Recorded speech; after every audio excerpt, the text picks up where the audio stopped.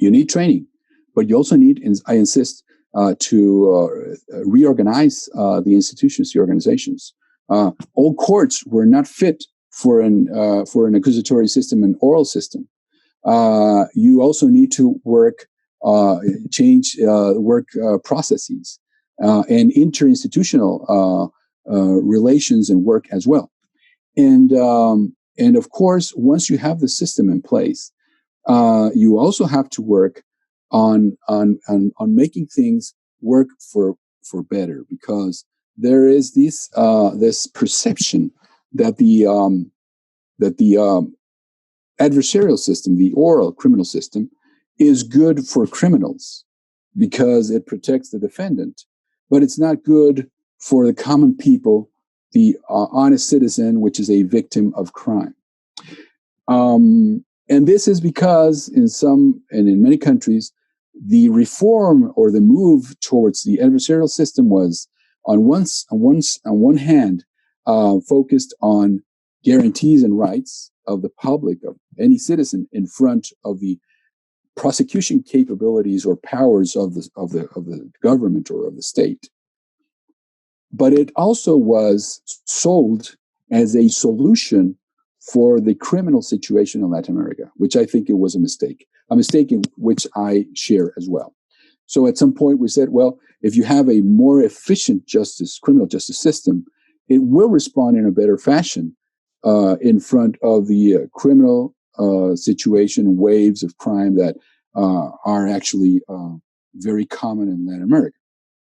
That is true, but it's true if you have a trained police for the new system, and you have a prosecution that is not only trained to litigate or do advocacy trial, but is also very well trained to investigate crime, and more importantly yet, have criminal intelligence and be able to have criminal analysis or strategic analysis and strategic prosecution.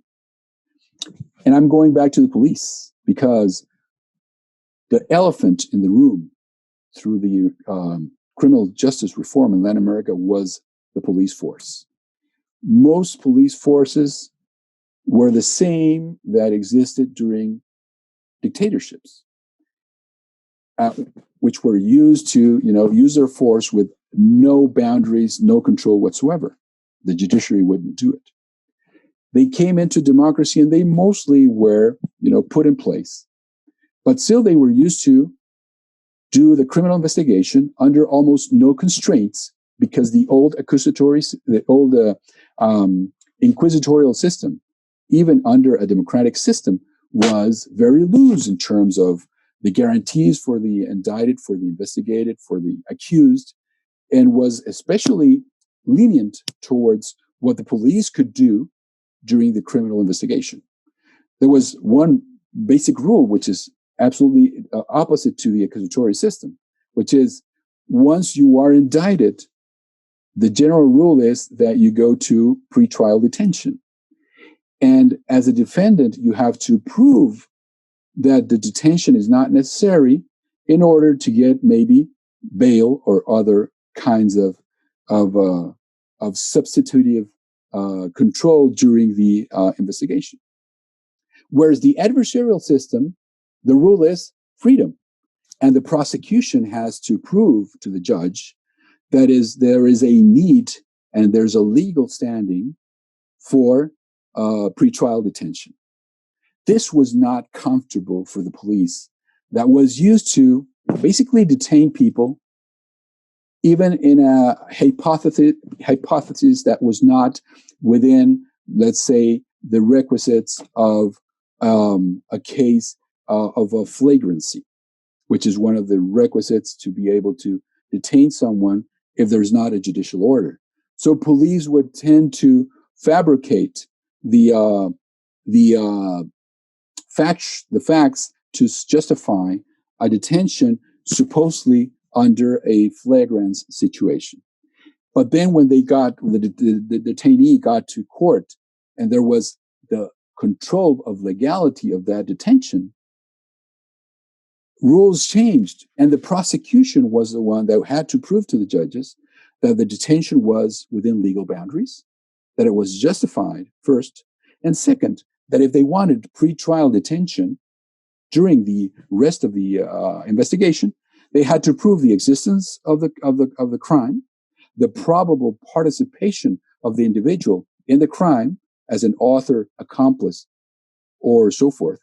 And they also had to prove the need for pretrial detention, which was usually in danger of the investigation, the danger of fleeing, the process, etc. So this was not something that the police was used to. So they would usually, make lots of mistakes.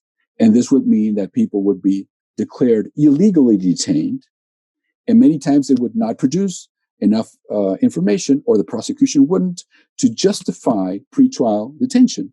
So many people that, in a reasonable fashion, would have probably be better under custody during the criminal investigation, during the sequel of the criminal investigation, would walk free because the prosecution did not produce information and arguments sufficient to justify the pretrial detention. This was a big blow to the new criminal justice systems because the public started perceiving it as lenient toward criminals. They even talked about the rolling door, because people would go in and go out of jail or court, etc. So that has been a challenge. Police was never really trained to adjust and work within the new system. And that has meant as well that the prosecution didn't have, many times, the tools, the factual information to support a case, to start a case, to support legal detention, or to support the request of pretrial detention. So that is, I would say, a challenge still in place right now, because police tends to say yes, but then not change the way they work. The way we are training police has not been, I would say, intervened by the democratic governments or administrations in most countries. So police tend to train themselves, and they do this in a fashion that they see fit, but that does not necessarily adjust to the requirements of the adversarial and oral criminal system.